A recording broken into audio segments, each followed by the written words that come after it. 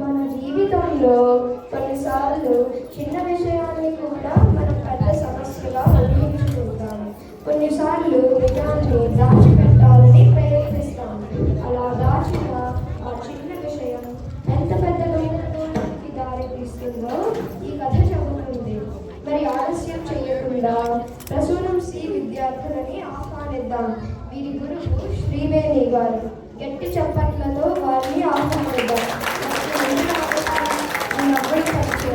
ఆలోచింపజేసే కథలోకి మనం ప్రవేశిద్దాం.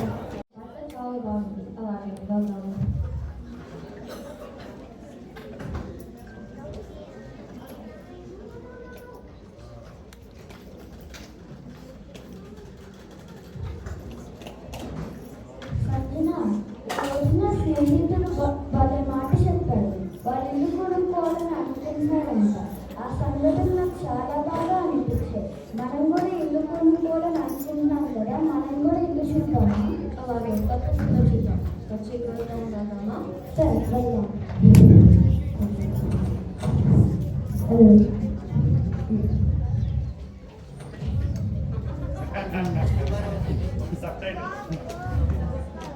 ఈరోజు మనం కొత్త వెళ్దాము అనుకున్నాం కదా, వెళ్దామా?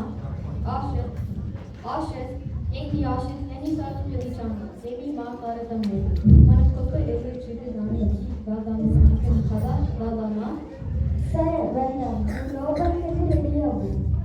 అదేంటి నాకు సరిగ్గా వినపడటం లేదు. ఒకసారి మళ్ళీ విందాం.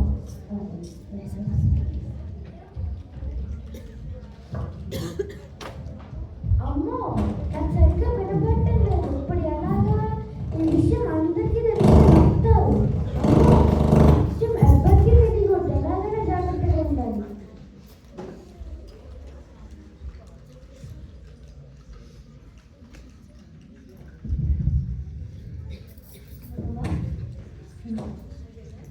ఇల్లు బాగుంది. అయితే శనివారం వచ్చి ఇది కొనుక్కుందాం.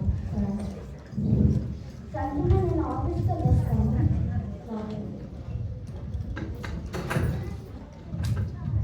నేను బాగున్నాను. బాబుగారు ఇంట్లో లేరా? అవునా? నాన్నగారికి ఆరోగ్యం బాగాలేదని చెప్పడానికి వచ్చాను. ఒకసారి వచ్చి చూడండి.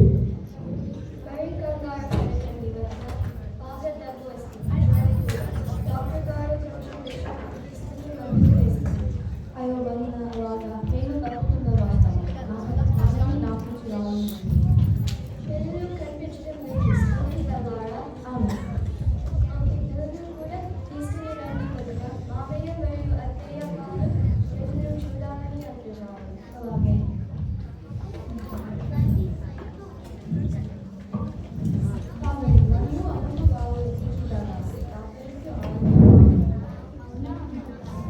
పెద్దగా చెప్పండి, పెద్దగా మాట్లాడాలి. తాతయ్యకు జ్వరం వచ్చింది.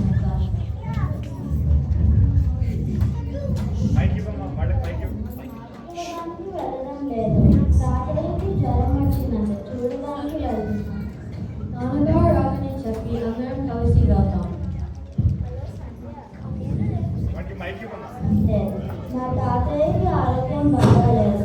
నేను మా అమ్మమ్మ వాళ్ళ ఊరికి వెళ్తున్నాను.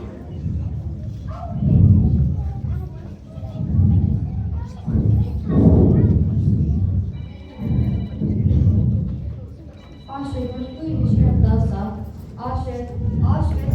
ఏంటి ఆశ్రిత్, ఎన్నిసార్లు పిలిచాను ఏమీ మాట్లాడటం లేదు. నాన్నకి వంట కాలేదు. అన్నయ్య వరిన వచ్చి చెప్పాలి. మనం వెళ్ళి చూద్దాం. అయ్యో అవునా? తప్పకుండా రేపే వెళ్దాం. కంగారు పడకండి, నా ధైర్యంగా ఉంది. వెళ్ళి పడుకో. ఇప్పుడు ఎలాగా నా చెవిటి విషయం అందరికీ తెలియదు. మామగారి ఇంటికి వెళ్ళినప్పుడు ఎలా జాగ్రత్తగా ఉండాలి, ఏదో ఒకటి చేయాలి. ఒకసారి నా స్నేహితుడు అమోఘని పిలిచి ఆయనతో ఏం మాట్లాడాలో ఒకసారి ప్రాక్టీస్ చేస్తాను. హలో అమోఘ్.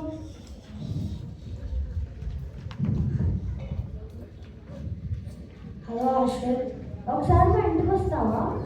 సరే వస్తున్నాను అశ్వత్. హాయ్ అమోఘ్. హాయ్ అశ్వత్.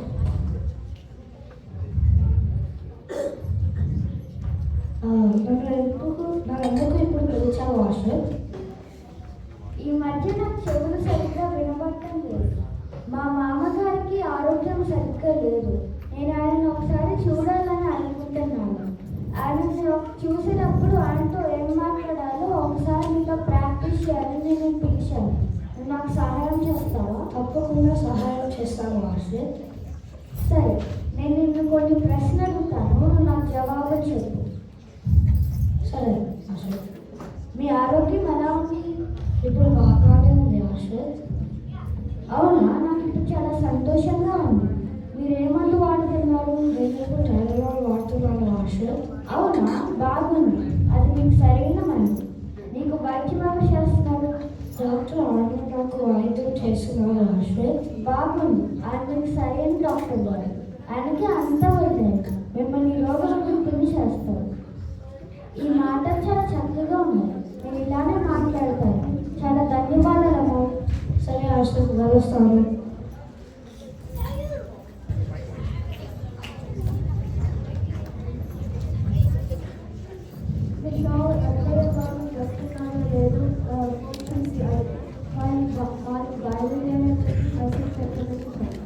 అలాగే చేశాడు. నానమ్మ, అత్తయ్య మరియు మామయ్య వస్తున్నారు.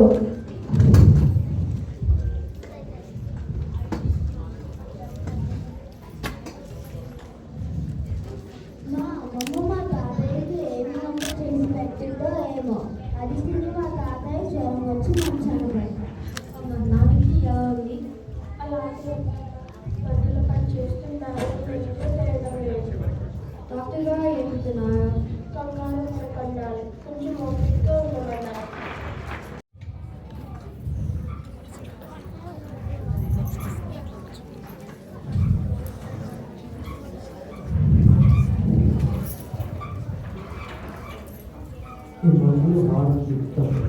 సరే డాక్టర్ గారు. మా మామగారికి ఎలా ఉంది? ఇదిగోండి మామగారు, తీసుకోండి. మామగారు, ఇప్పుడు మీ ఆరోగ్యం ఎలా ఉంది? ఏమీ బాగాలేదు ఆశ్రత్. అవునా? నాకు ఇప్పుడు చాలా సంతోషంగా ఉంది. మీరేమందు వాడుతున్నారు? నేను విషయం తీసుకుంటున్నాను. అవునా? బాగుంది. అది మీకు సరైన మందు. మీకు వైద్యం ఎవరు చేస్తున్నారు? ధర్మరాజు నన్ను నమ్ముతున్నారు. బాగుంది. ఆయన మీకు సరైన డాక్టర్ గారు. అంటే అంత ఉండలేదు, మిమ్మల్ని రోగముక్తిని చేస్తారు. ఈ మొహం నాకు చూపించుకో. ఈ కాస్త పెద్ద మాట్లాడుతున్నావు. నాకు